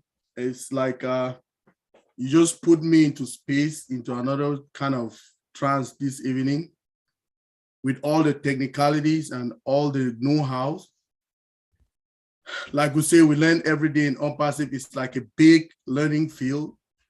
We just want to thank all the leaders. Leon, thank you very much. Katie and Michelle. And Michelle, thank you people very much, and Eva as well. So it is a journey. We just started. We're still going, and these things are being unfolded. They are unfolding so that we should plan more as we go along. And this platform is a good one. We say healing mercies to Chris. I pray for him. I'll send him a prayer. He's healing very well. We thank God for that. This platform, when you come here, if you don't go on with one something that you learn, then I doubt if you are really here. It's a big place for us to come and brainstorm in all of this. Leon, kudos. I mean, like, I used to say, sometimes you think that you know a lot of things, right? But when you see another expert who knows, when he talks, you understand, you buy, and you guys resonate in the same frequency, right? So it's marvelous. Then I just want to say I have so many projects around the world, which is by founders. But what we're waiting for is a guideline from the CEO himself, how we'll be tackling these projects. So, but trust me, I'll be knocking at your door every day. I'll get your number from Julie, Leon. We have to work. We have a lot of work to work. It's just starting, right? I have this gigantic, the last time I talked to Mr. Ash, he was talking about a fast train road in Africa that I used to talk about with him. So finally, he calls it Africa. That is the name he gave it. So I've been working with a lot of engineers in the world, worldwide. We're putting stuff together. Leon, one day you hear me call on you, you have to join my team. Let's make that thing happen. We're working a lot. We're doing a lot of feasibility studies on the distances where they are supposed to pass. We have consultants. I have consultants who have PhD all around the world. They have like project managers who are working. So I would like you to join me someday. I just want to say thank you. I mean, like Julie, what you came out with this evening, some days you just come here, you don't even know what you come and meet, right? So it just, when it starts like a joke, but when it goes deeper, you see how it goes deeper and the stuff is coming, it flows. Thank you, Julie. Thanks for the anchor today. Thank you, everybody. I wish to work with everybody here. Thank you very much. Thank you, Engineering Mike. We all come here and speak our mind and our hearts, and that's where it has happened, right? No matter where you are, when you get together, you just let your mind and your heart grow together, and that's why we're all here together. So thank you, everyone, for being here today. All right, Phil and Susan Torres from Northern California, good to have you here. Please go ahead and unmute your mic and tell us what you're thinking. Well, I just wanted to share with all the founders the power of our creator and how I know OnPassive is going to help change the world. Today, Julie, I just had met you and I sent you a text asking about California O-Founders. And something today told me to get on this website, and I did. And come to find out that Leon is where I was born and raised in Oxnard. And I moved from Oxnard to Northern California. So the Lord has brought us together, and I think with OnPassive, we are going to change the world. And I just wanted to share that with you. I thought that was a great thing, that how this worked out. And like I said, just today, I sent you that text because I wanted to meet new founders. And now I think there's an avenue we could follow that we can all get together and build OnPassive and make it a great business and helping business, a loving business. Thank you. That's all I wanted to share with you. Thank you so much, Phil. Thanks so much for being here. And yes, things that the Lord does for us, lining up together, it's amazing. And we don't know how. We don't know how's that happened, but it's good. Today I've received a lot of good news from founders around the world.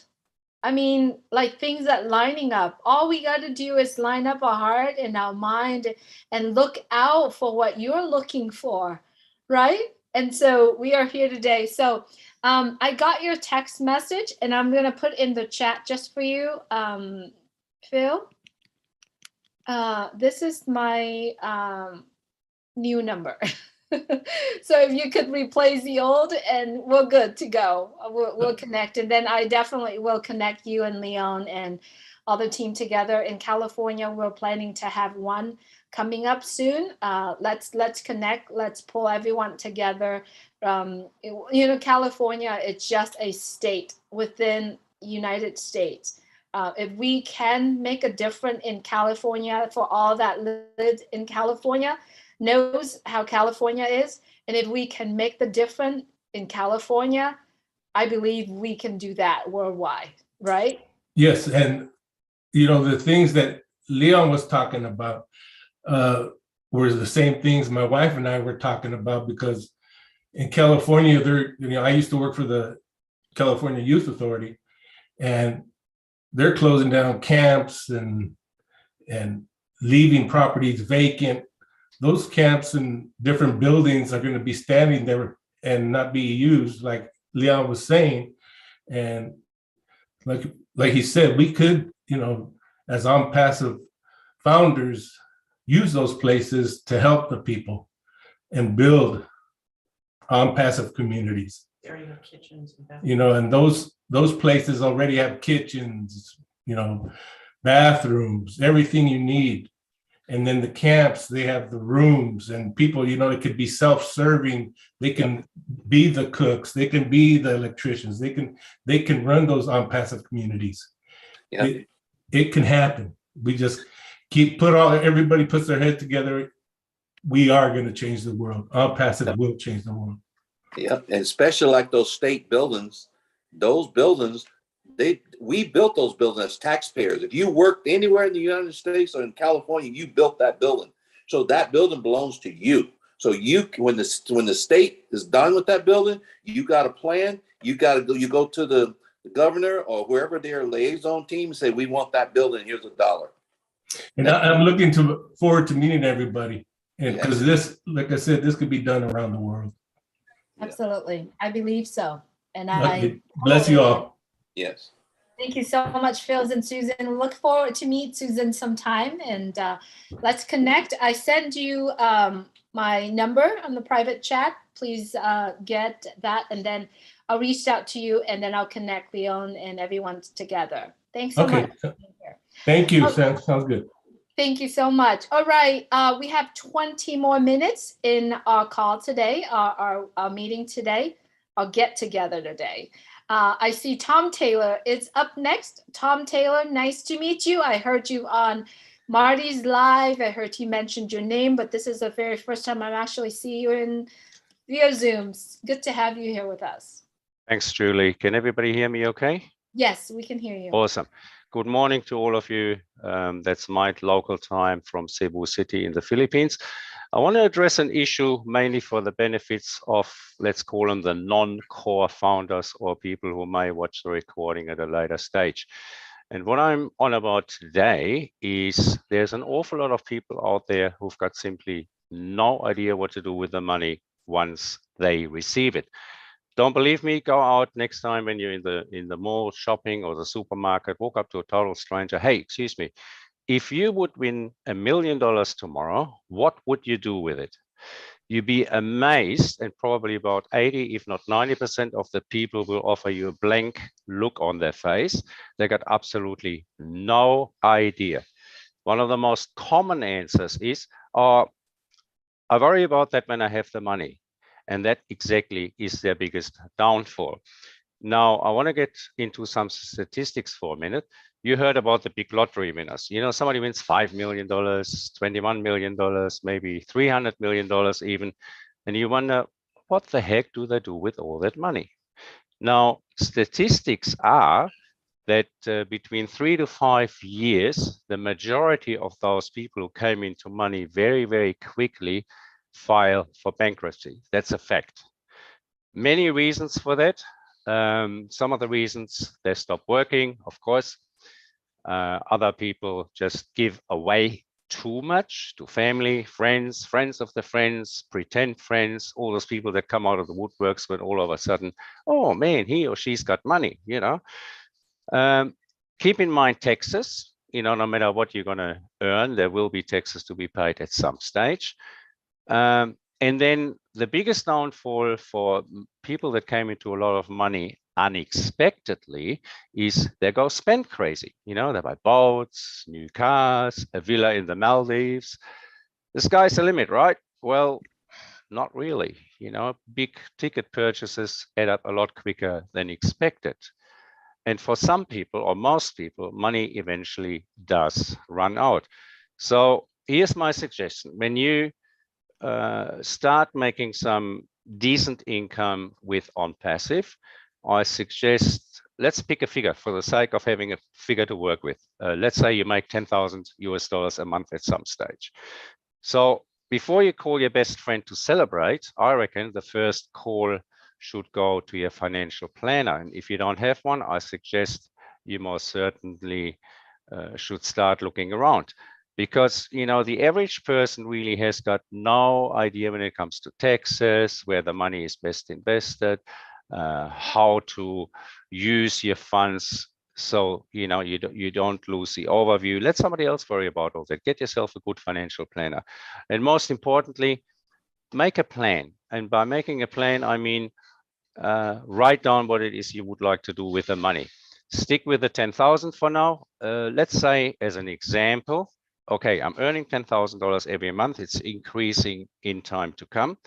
I want to set aside 20% for a good cause or less. And so you got a figure to work with. I've got $2,000 every month to spend on X, Y, Z. The rest of the money you should spend on yourself. But again, as mentioned earlier, also set some of the funds aside for taxes to be paid. Because believe you me, taxmen will be around whether we like it or not. And I want to finish this with a joke, actually, where these two old guys are walking in the park, and one of them bends down and picks up a pay packet. And the other guy says, man, you're very lucky. The guy keeps studying the pay packet, the other one, and the old guy says, come on, man, aren't you happy? The guy turns around to him and says, look at this, look at this. I found all this money, but look at the amount of tax I had to pay. And that, unfortunately, is a mindset of a lot of people out there, and all of a sudden they come into money. Make money, be happy, let's help others. Have a great day, everybody. Thank you for having me. Thank you so much, Tom. That was great. You brought up a really nice point. Is yeah, you got to think how much, when that amount of money coming in, what are you going to do? How are you going to separate it? I mean, I used to say this when I have, you know, funds that coming in, monies that coming in, live in 10% of your income. The rest of them, split them in 3, right? 1/3 of it go to saving, or and then 1/3 of it go to charity, and 1/3 of it invest, right? That's kind of like the number for me. Live on 10%. Yes, you can. Can you do it? Yeah, live in 10% of your income. And then think about charity.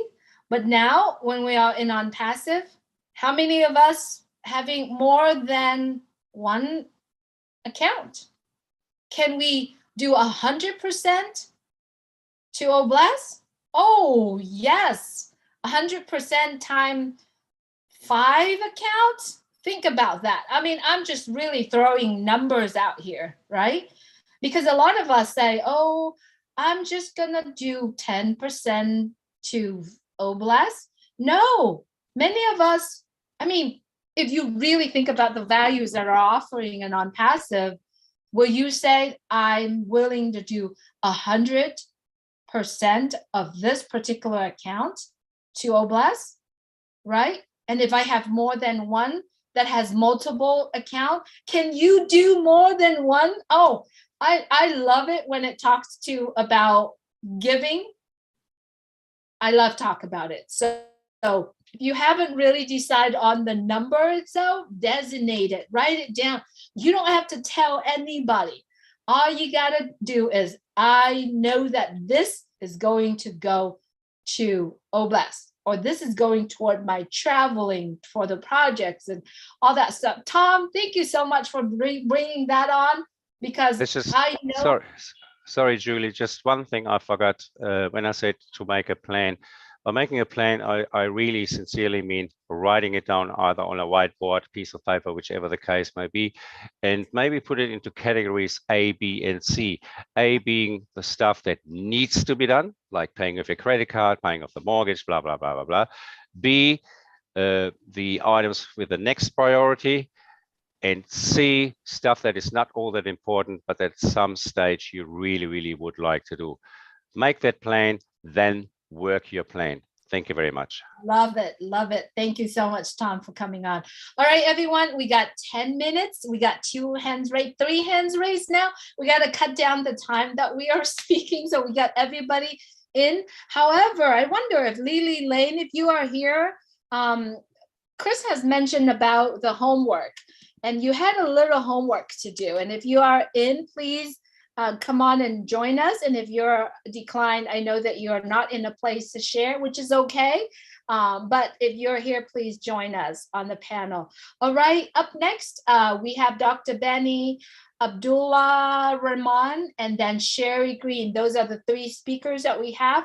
We've got less than 10 minutes, so let's just keep it right around 2 minutes each would be great. Thank you so much, Dr. Benny. You're up next. Yes, Sister Julie, thank you for giving me this opportunity. I want to greet each and everyone. Brother Leon Holiday, Sister Kathy, and Sister Michelle. I want to take this moment to thank you guys for the humanitarian work. I really appreciate you, and I respect for a job well done. And what I want to say is that Oblast will take care of everything. But if I may ask a question, with these individuals that you guys are taking care of, have you ever thought about asking them their goals? What do they want to do in life, especially those coming out from jail? Because I noticed that I used to work with this type of people as well. And some of them do like going back to jail. But have you thought of asking them of their goals, what they want to do, so in order to better off their life in future rather than suffering? I do have a lot of questions, but I will take it. I'm not going to ask that much. But the first thing is that I want to comment.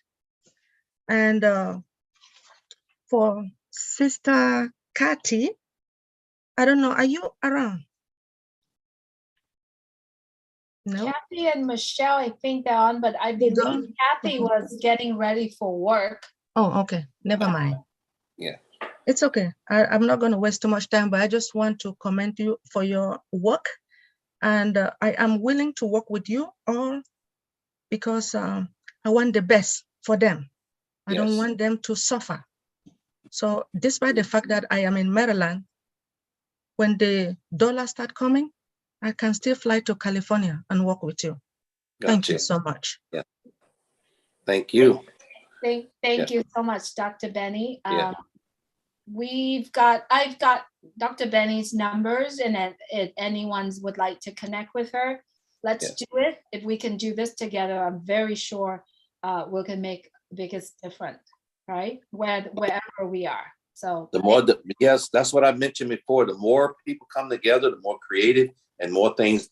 That's how we're going to be able to handle things.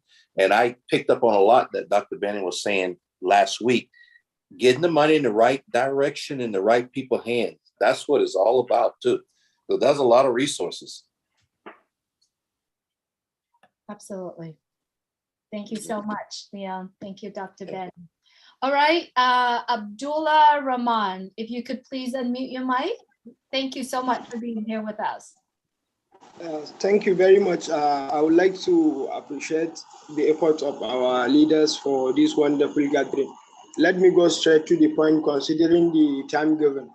I would like to tip more about, give example about what is going on here in northeastern part of Nigeria due to involvement of Boko Haram members, which it's very terrible situation. It's very security conscious issue that leads to almost 40,000 mortality from 2009 to date. That people were dead, were killed, were bombed due to insecurity here in northeastern part of Nigeria. So it's very terrible situation, which leads to almost, I think, 2 million data, over 2 million data of refugees in almost 14 refugee camps, which is here in northeastern part of Nigeria. So the insecurity situation leads to very extreme poverty and a very certain situation that people were killed, people were destined to insecurity. So I think this project, if it will be impactful to security conscience, because here we are even talking about security, which is the people are not even secured. Just some years ago, some students were kidnapped from school, Chibok girls. Almost 200 students were kidnapped. Almost, I think it's almost only that something that were found. So all this insecurity, kidnapping, and banditry, which is very rough situation here in northeastern part of Nigeria, that leads to extreme poverty and lack of employment and a lot of things, which is very terrible situation here. And considering the implementation of OBLES project, already there are projects in existence like the UN. There are aids from part of the world that people are bringing aid to this kind of places that were hit, because it's a very terrible situation here in the northeastern part of Nigeria. We are even disturbed about the security situation, the security alarm. Sometimes bomb in churches, in mosques, even prayers, places were not secured, markets, and a lot of things, which all is due to unemployment and a lot of things that lead to youth. And most of this participation or these Boko Haram members is because they go against Western education. Most of these people, they go against, their target is directly with government and Western education. So with few engagement or few just some little amount of something token, they used to recruit Boko Haram members to disturb the society. Very youth of 20, 25, 30, they are the people disturbing this kind of region. So, which is very terrible situation. So that's why I'm making a comment here and asking how we can partner together to see what we can do to help this certain situation, more especially in the awareness and in any of the support to the refugees camps, to first identify refugees camps, then other societal projects that were already here. But more especially, it's very terrible situation, the security aspect. It's very terrible, very terrible here. For almost a year, a lot of people I know a lot of people didn't know about Boko Haram members. There are a lot of researches online and on YouTube channels. There are research about Boko Haram members, which is very terrible. It's one of the disturbing aspects of Africa. It touched from here, my state. It started in Maiduguri, the next state to me. Here, my state, Yola, they are the heatest zone from 2009. Then it moved to Chad, to Cameroon and Niger. Almost West African countries, 4 African countries here were disturbed by this Boko Haram members, which is very terrible situation here. It's like, for instance, now we are on a curfew from 6 evening. Anywhere you have to go to insecurity situation, you have to be at home since from 6 o'clock evening. because there is a security alarm that you have to be at home for you not to even go and put yourself in the danger or something to happen. So that's why I say, let me make a comment here, because there is no time. I know in the nearest future will be bringing more light and maybe some documents about what is going on here, maybe with some videos as an backing evidence for the societal issue we are having here, or regional issue, or country issue here. Thank you very much. Thank you, Abdullah. Thanks so much for joining us. And thank you for sharing with us the situation there in your country as well. I believe that when Oblast is coming, when OnPassive is launching, there are many regions around the world will get helped. And I believe that you are the founder of OnPassive. If you able to connect with the founders around your area or around the country, let's do this. And I don't think one of us can do this alone. It takes unity, it takes love, and it takes the heart of everyone that involved. And we all getting together and we all connecting together. And I think there are reasons for all of us getting together. If you are here for the very first time, you spoke today. If you're here for the very first time, you heard someone talk about Oblast, you heard about someone share about what they're currently doing. Let's do this together. So thank you so much, Abdullah, for coming on and share this with us. Reached out, and if anyone's in the region, also reach out to Abdullah as well. This is where it's all start, right? Thank you so much for coming on and share with us here. All right, we got 2 minutes left. It's okay, we can take Winnie the last one. So Sherry Green, good to see you here, sister. Good to have you with us. Please go ahead and unmute your mic. Okay, hi, hello everyone. Wow, that I had to come on tonight. Leon, thank you so much for your presentation. You are talking my language. I work in the field that you're talking about with homeless people, kids that are at risk. I work in a group home setting. And so when you talk about corruption, the government corruption, I'm not going to go into this, but I work in it, and I am so grateful for Oblast and what I'm going to be able to do, not to try and fix the system because it's so broken it can't be fixed. Thank you for your heart, Leon and Kathy and Michelle. Honestly, this is what OnPassive is about. This is why I joined OnPassive. I used to come on webinars a lot. I see a lot of new faces, a lot of familiar faces. And I just am like, I'm overjoyed that we are in this position that we can really start to help people, get down ground level with people that are homeless or down and out. It's what I want to do when I can stop working. I work, 6-7 days a week. I go into work at a group home and I work with these kids, and I can't bring my gifts there because the government just wants us to do status quo and not help the way that I want to help. And so I know that when I'm in a position to be able to go out and hit the ground, boots on the ground, and sit with people and pray and give food, like Kathy, you touched my heart when I was listening to what you're saying, that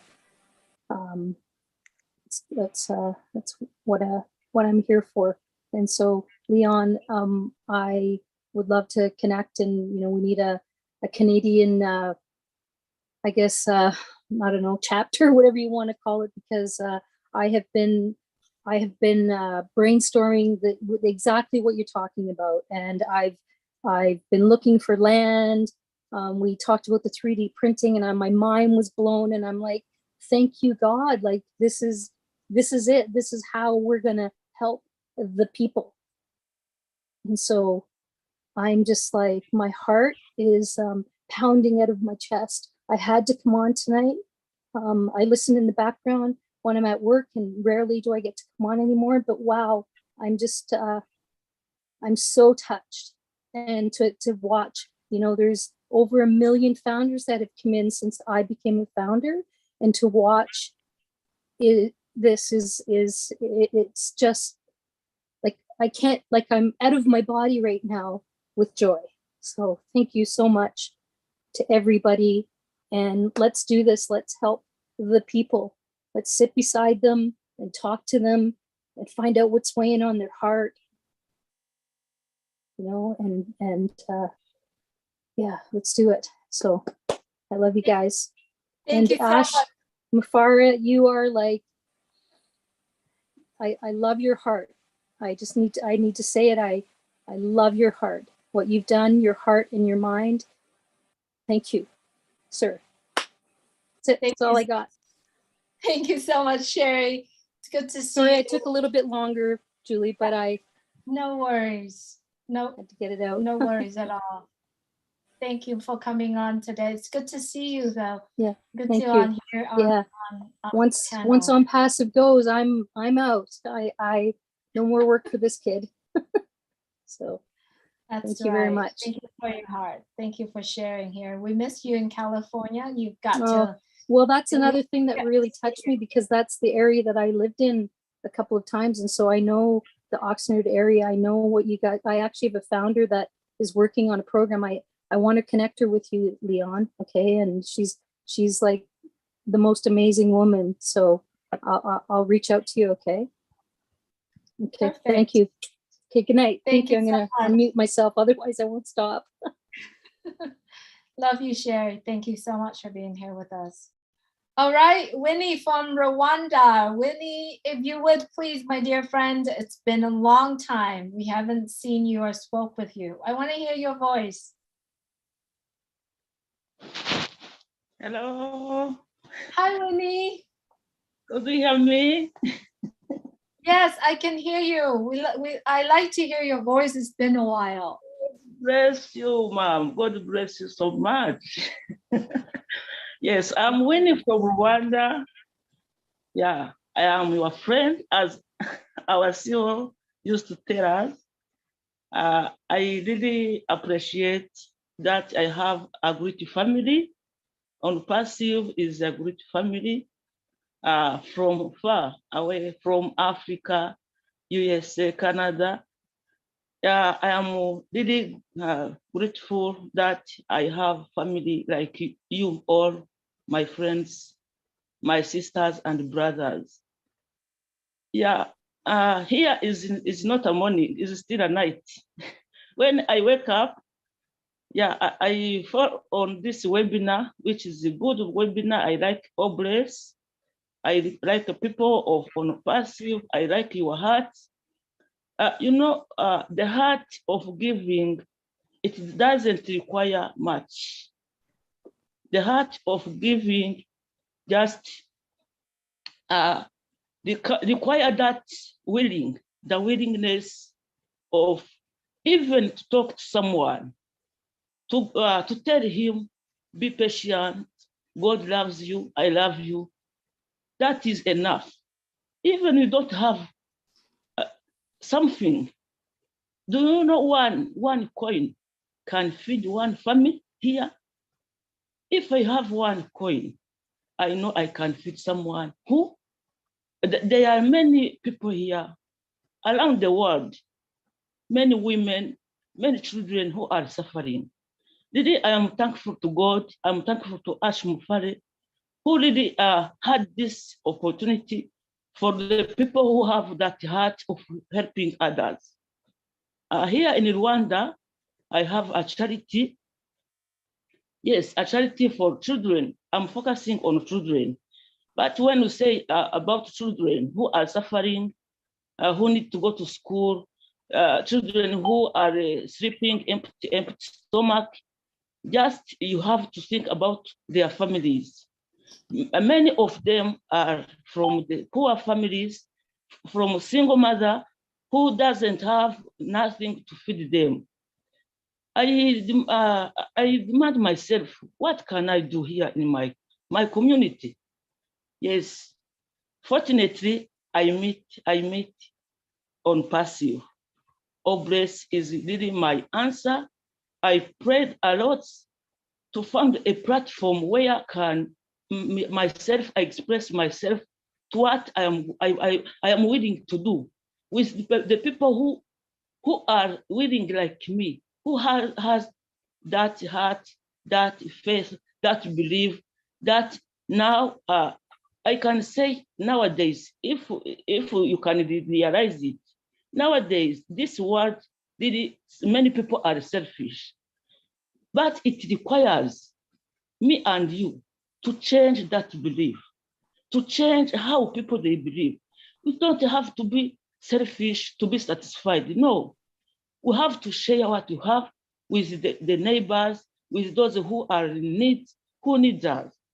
Like whatever you have, even your heart, even your good word, there is someone who needs you around you. You can see there is always someone who needs what you have, what you good from your heart. Really, from the bottom of my heart, I appreciate this webinar. I appreciate Honorable Grace. That is, even first of all, we are humanity is starting with us to bring that atmosphere in the world. We are humanists. Then that we will spread that the peace, the love, everything as Ash, our CEO, used to tell us. Let's change. I can't change everyone, but at least I can change one person in this world. So really, dear sisters, I saw you, Julie, long time. I saw the other leaders here. Rina Nakamoto used to be here, to be together, Engineer Michael, Dr. Benny. Really, God bless you. I saw sisters from Bangladesh. Really, I used to follow in silence, but always I keep you on my heart. With my people, as you see, I can show you something. You see these buckets from this morning when I wake up. It was my time to go to visit some families. Yes, I have the list, the long list here. Of course, I participate in the children education, but you can't educate someone who is the empty stomach. Even I have 1 kilo of rice or 2 kilos of beans. I should go to the families, visit the families, see what they are, what their problems. I live with them 1 kilo of rice. Really, I appreciate Engineer Michael. I'm sorry to tell this if he doesn't want me to tell it, but I appreciate him for his kind help. Is the one who allow us to visit these families who need some food. Really, God bless you. In the name of Jesus, I pray for you, everyone. I love you, and you know here we love you in Rwanda. It's my first time to say, sorry if I'm saying too much. I don't like to tell many words, but really I appreciate all grace. I feel I am in my family. God bless you. God bless you, Sister Winnie. Thank you so much for coming out. You are the gem of Rwanda, and thank you so much for many images, videos that you shared, what you are doing. Thank you so much for being here. Really appreciate you. You gotta come out more often, all right? Please come out and speak more often. Thank you, everyone, for being here. Robert, I'm sorry I can't take your hand today, but let's continue to share Oblast with everyone. Really appreciate everyone that's staying on and staying here and share. I like to wrap up this evening of Oblast with a little story. There was a little girl, about 8 years old.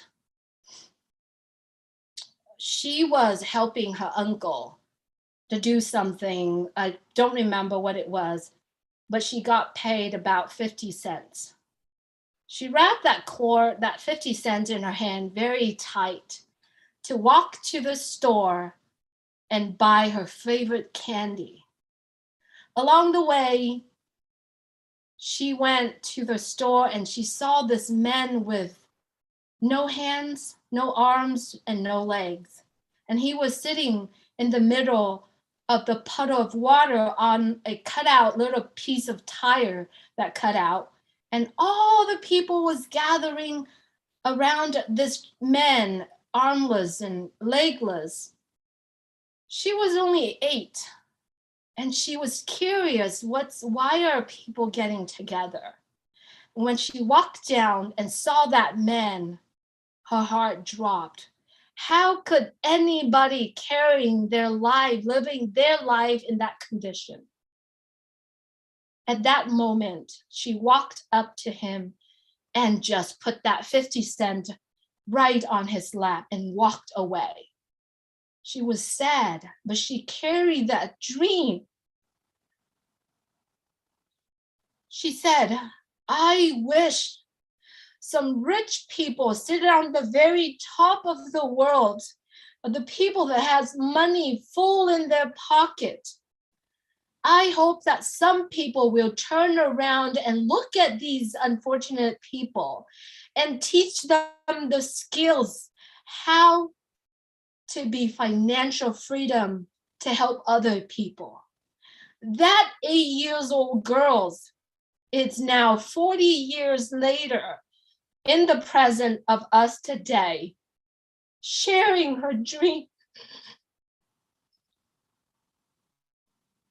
That if someone could make that change, could turn around and look at the unfortunate people,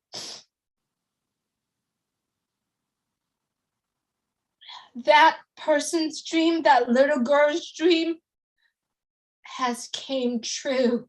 She already won because her dream came true to her. Our CEO, Mr. Ash Mufareh, and every single one behind their scene is turning around and look at the unfortunate people around the world. He did. He took that action to do that. Believe it or not, that little girl's dream, it's not just her. It's everyone's dream around the world. But did you know that that dream has already came true? It's already here. It's already done. That's why we are all here together, connecting together with that same dream together and do it. And thank God for Obless. Thank God for the heart of the Mufareh family that give us the opportunity to do this together. Thank you everyone for being here, sharing your heart, allowing the information, the heart that's shared here to touch your heart. Each and every one of us can do this in our own family, in our own community, in our own country. It takes one heart and connecting with hearts around the world to be able to do that. So yes, we already won. If you have that dream like that little 8-year-old girl, we are already won. Thank you so much, everyone, for being here. We love you. On Passive, love you. If you are not on Passive Founder. Thank you, Julie. Thank you so much. Bless you, Julie. Thank you, Julie. Thank you, Julie. Good I am night. with you. I am with you. Thank you. Good night, everybody. Julie. Good night, everybody. Good night. Thank you, Lynn. Everyone. Night. From Canada. Bye, Good everyone. I night. love you all. Have a good night or good day. Thank Thank you so much. Beautiful. Good night, everyone. Thank you for Bye. coming. Thank you for Thank you, coming. guys. Thank you so much. Julie, Lar, we Mr. appreciate Ash, you. Mufareh. And everybody, thank you so Good much. night. Thank you very much. Thank you, Miss Julie. Thank you, Julie. You all you. Thanks, Julie. Guys. Thank you so much. Good Night, Tracy. Julie, bye, Julie. Thank you so much. Great We love you. Gladys, you guys are Hey, awesome. get better. Please blame my Gmail. Blame my mail. Please. Love you. Take care, everyone. Good night. I'm gonna go ahead and Guys. Bye. Thanks, Chevy Chase, Good night, Maryland. everybody. See you on the next webinar. see you next time. Good Bye. night. Thanks for the opportunity. Nakari. Good night, everyone. Thank you, everyone.